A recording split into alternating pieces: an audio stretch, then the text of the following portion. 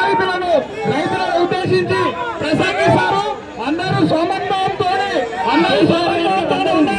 Please దయచేసి అందరూ సమన్వయంతో ఉండాలి. ప్లీజ్ బాధిత రైతుల తరఫున మాట్లాడడానికి ఇచ్చేసారు. మన బాధలు అర్థం చేసుకోవడానికి వచ్చారు. గౌరవంగా మాజీ మంత్రి గారు కేటీఆర్ గారు మాట్లాడారు. బాధిత రైతులను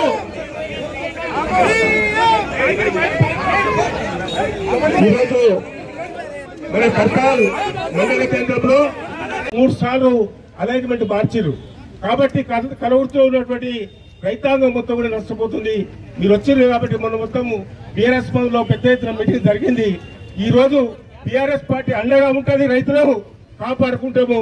కేసీఆర్ తో సహా కేటీఆర్ తో సహా పార్టీ యావత్తు మన ఉంటుంది. కాబట్టి ఈ రోజు మన కేటీఆర్ గారు వచ్చారు కాబట్టి మనం ఉద్దేశించి కేటీఆర్ గారు మనకు మద్దతు కలిగి మన వెంట ఉంటారని ఆశిస్తూ కేటీఆర్ గారిని మాట్లాడవలసిన కోరుతా ఉన్నాం.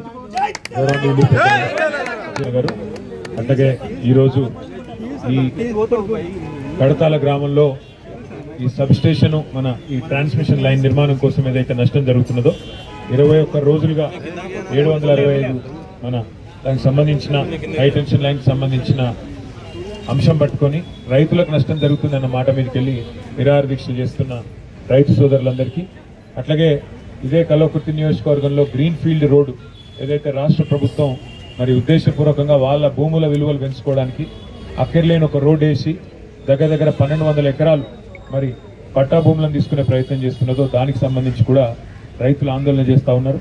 వారందరికీ కూడా అదేవిధంగా RRR కూడా అలైన్మెంట్ మార్చి ఇక్కడ ముఖ్యమంత్రి గారు వాళ్ళ కుటుంబ సభ్యులు వాళ్ళ చుట్టాల భూములకు విలువలు పెంచుకోనికే ఏదైతే ప్రయత్నం చేస్తున్నారో దానికి సంబంధించి కూడా మొన్న కొంతమంది రైతు సోదరులు మన తెలంగాణ భవన్కు రావడం కూడా జరిగింది. వారందరికీ అక్కడ శ్రీనివాస్ గౌడ్ గారు చెప్పింది, ఇక్కడ పార్టీ తరఫున నేను చెప్పేది కూడా ఒకటే, తప్పకుండా ఈ దేశంలో న్యాయం ఉన్నది, ధర్మం ఉన్నది, న్యాయస్థానాలు ఉన్నాయి. మీకు అండగా టీఆర్ఎస్ పార్టీ ఉంటుంది. మీరు ఎవరు కూడా భయపడవలసిన అవసరం లేదు. కేసీఆర్ గారి నాయకత్వంలో 10 ఏళ్ళు ఏమైనా పని చేస్తే కూడా పేదల కడుపులు కొట్టకుండా పేదలకు న్యాయం చేసి పని చేసినాం తప్ప ఎక్కడ కూడా మరి ఈ రకమైన కార్యక్రమాలు చేయలేదు. ఇలా సొంత ఆస్తులు పెంచుకోనికే సొంత కుటుంబం సభ్యులు వాళ్ళు ఇక్కడ చేసే రియల్ ఎస్టేట్ దందాల కోసం ఏదైతే ముఖ్యమంత్రి రేవంత్ రెడ్డి ఆయన అనుయాయులు చేస్తున్న ప్రయత్నాలు ఉన్నాయో దీన్ని అడ్డుకునే క్రమంలో మీకు అండగా నిలబడతాం. జయపాలన్నతో ఒకసారి కావాలంటే ప్రత్యేకంగా ఒక 10 మంది రైతులు రండి. తప్పకుండా మీకోసం న్యాయస్థానాన్ని ఆశ్రయించి మీకోసం న్యాయపరంగా కూడా పోరాటం చేయడానికి కూడా మేము అందరం ఉంటామని చెప్పి తెలియజేస్తూ, మాకు అచ్చంపేటలో పెద్ద మీటింగ్ ఉన్నది, దానికి పోతా ఉన్నాం. కాబట్టి ఇవాళ ఎక్కువసేపు ఇక్కడ ఉండట్లేదేమో అనుకోవద్దు.